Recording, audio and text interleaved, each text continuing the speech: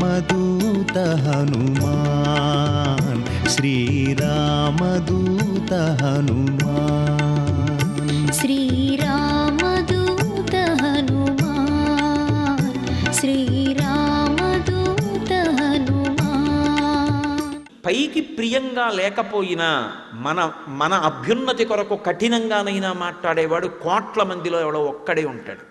వాడి మాటని సందేశాత్మకంగా తీసుకోవాలి తప్ప ఆయన కోపంగా మాట్లాడాడని చెప్పి వెంటనే ఆయన మీద తిరగబడిపోవడం గొప్ప విషయం కాదు.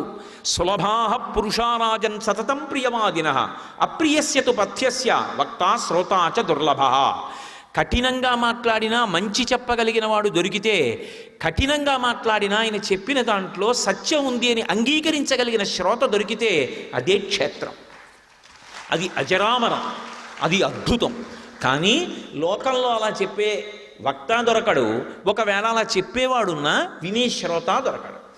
అని నేను చెప్తే నీ తలకెక్కట్లేదని ఆ రోజు చెప్పాడు మారీచుడు రావణాసురుడితో. నేను ఆ రోజున లక్ష్మణస్వామి చెప్పిన మాట విని రాముణ్ణి పంపా. నేను తప్పు చేశా, రాముడు తన ధర్మం తప్పలా. అంత ఒత్తిడిలో వెడుతున్నా ఏమో లక్ష్మణస్వామి చెప్తున్నాడు, నేను వెళ్ళాక ఎవరైనా రాక్షసులు వస్తే లక్ష్మణస్వామిని తీసుకెళ్ళలా, నువ్వు రావడానికి వీల్లేదు, నువ్వు కదలడానికి వీల్లేదు ఇక్కడి నుంచి, మళ్ళీ నేను తిరిగి వచ్చే పర్యంతం వదిన యొక్క రక్షణ కర్తవ్యాన్ని నీ మీద పెడుతున్నానని చెప్పి లక్ష్మణస్వామికి ఆజ్ఞ ఇచ్చి వెళ్ళాడు. అక్కడ లక్ష్మణస్వామి తన కర్తవ్యాన్ని విస్మరించలా, అలాగే నిలబడ్డాడు. లక్ష్మణస్వామి అక్కడ అలాగే ఉండుంటే రావణుడు అసలు రాగలడా? లక్ష్మణుణ్ణి కూడా ఎవరు పంపించారు? నేను పంపించాను. నేనంటే ఎవరు? సీతమ్మ. ఎలా పంపించింది? లులుభేత దానీం, కాలము మభ్యపెట్టింది కదా నన్ను. ఆ సమయంలో ఆ మృగం కోసం రాముడు ఎడితే మృగం అరిచింది, హా లక్ష్మణ హా సీత అంది రాముడి కంఠంతో. వెంటనే ఏమన్నాను? లక్ష్మణ వెళ్ళన్నాను. అప్పుడు లక్ష్మణుడు ఏమన్నాడు? వద్దు వదినా, నా మాట విను, దేవతలందరూ కట్టుకుని వచ్చినా రాముడిని ఏం చేయలేరు, రాముడు వస్తాడు, నా మాట నమ్మమ్మా అని తలకొట్టుకున్నాడు.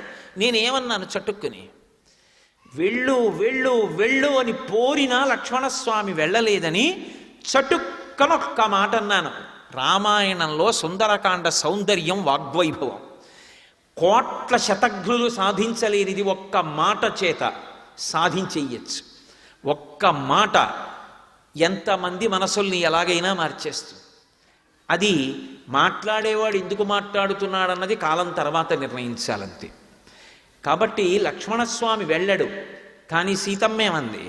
సుష్టత్వం వనేరామ మేకమేకోనుగచ్చసి మమ హేతూ ప్రతిచ్ఛన్న ప్రయుక్తో భరతేనవా. అరణ్యకాండ. లక్ష్మణస్వామి వెళ్ళకపోతే నాకిప్పుడు అర్థమవుతోంది లక్ష్మణ, భరతుడు రాజ్యాన్ని తీసేసుకున్నాడు. తన అమ్మ కైకమ్మ ద్వారా అడిగించాడు. నవపంచచ వర్షాణి దండకారణ్యమాశ్రిత చీరాజన జటాధారీ రామో భవతు తాపస అభిషేక సమారంభో రాఘవస్యోపకల్ప్యతాం అనేనైవాభిషేకేన భరతో విభిషిచ్యతాం. అయోధ్యకాండ. అడిగింది కైకమ్మ 2 వరాలు. 14 ఏళ్ళు రాముడు అరణ్యవాసానికి వెళ్ళాలి, భరతుడికి ఇదే ముహూర్తానికి పట్టాభిషేకం చేయాలి. నక్షత్రాలు ఒకటి కావు, ముహూర్తం ఎలా సరిపోతుంది? ఆలస్యమైతే రాముడికి దక్కుతుందేమో, చేసేయమంది. రాముణ్ణి అరణ్యవాసానికి పంపింది. ఒకడు ఎక్కడో ఉండి రహస్యంగా రాజ్యం కొట్టేశాడు. అక్కడే ఉన్నవాడు రాజ్యం పోయినా నన్ను చూసుకో, మీ అన్న బతుకుతాడు, మీ అన్నకి నేను శాంతిస్థానం. ఇది భార్యాస్థానం అంటే. ఎన్ని కష్టాలు వచ్చినా భార్య మీకు ఎందుకండి, మీరు నమ్ముకున్న ఈశ్వరుడు లేడా అని ఒక్క మాట అంటే పురుషుడు నిలదొక్కుంటాడు. సీతమ్మ శాంతిస్థానం, అది పోతే తప్ప రాముడు పడ్డం. కాబట్టి సీతమ్మ వెళ్ళిపోవాలంటే నీవు నా మీద కన్నీశావు ఎప్పటి నుంచో, అందుకని భరతుడు నిన్ను పంపాడు. మీ ఇద్దరు కూడబలుక్కున్నారు. ప్రయుక్తో భరతేనవా, ఆయన రాజ్యం తీసేసుకున్నాడు, నువ్వు నా కోసం వచ్చావు.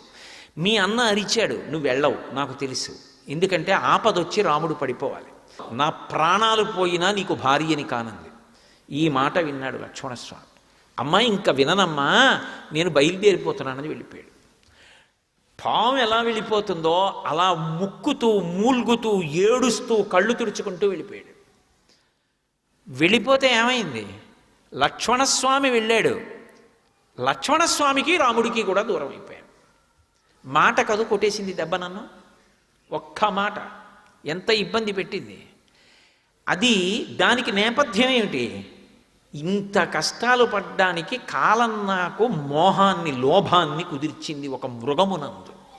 ఒక జింక ఏం చేసుకుంటాను ఇప్పుడు? ఆ జింక కాదు, 1000 జింకలు అటువంటివి తెచ్చిస్తే నాకు ఆనందం ఉందా? ప్రమదావనంలోనే పెట్టాడు, అక్కడ తిరుగుతుంటాయి 7 జింకలు. ఏమి సంతోషం పొందుతాను?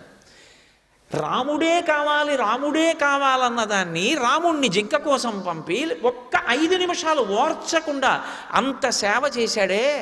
మామగారు దశరథ మహారాజు గారు కట్టిన పట్టుపుట్టం కట్టకుండా ఉండడానికి అరణ్యవాసంలో ఎన్ని పట్టుపుట్టాలు కావాలో అన్నిటినీ కావడికి ఎత్తితే మోసుకొచ్చాడు అరణ్యంలో మహానుభావుడు. అగ్రత ప్రయయౌ రామ మధ్యే సీతా సుమధ్యమా పృష్ఠస్తు ధనుష్పాణి లక్ష్మణో అనుజకామ అని అయోధ్యకాండ. ముందు రాముడు నడుస్తుంటే మధ్యలో సీతమ్మ నడిస్తే వెనక నుంచి ఏమైనా ఆపద వస్తుందని వెనక లక్ష్మణస్వామి నడిచాడు. అంతటి పరమభక్తుడు. అటువంటి వాణ్ణి చటుక్కిన మాటన్నానే కట్టి కొడపట్లా, ఇబ్బంది పెట్లా, నన్ను రాలా అరణ్యవాసానికి. అంతఃపరిశీలనం చేసుకుని అది నిజంగా తను చేసిన తప్పు కాకపోయినా పరిస్థితులలో సీతమ్మ అలా మాట్లాడడం తప్పని నిర్ధారించడం కూడా సాధ్యం కాదు. ఎందుకో తెలిసి ఆవిడికి భర్త ప్రాణం అయినప్పుడు భర్త అలా హా సీత, హా లక్ష్మణ అని ఆయన కంఠం వినపడితే ఏ భార్య వెళ్ళమని అందు? వెళ్ళకపోతే ఏమంటే వెళ్ళిపోతాడో ఆ మాట అనేసింది. ఆవిడికి కావలసింది వెళ్ళిపోయి రాముడిని ఆదుకోవాలి. నిజంగా లక్ష్మణస్వామిని అనాలని కాదు, కానీ అనరాని మాట అనేసింది. అనేసిన తర్వాత లక్ష్మణస్వామి వెళ్ళిపోయాడు. రామానుజం, రాముడి తమ్ముడు వెళ్ళిపోయాడు. లక్ష్మణ పూర్వజంచ, లక్ష్మణుడికి ముందు పుట్టిన వాడికి దూరం అయిపోయాడు.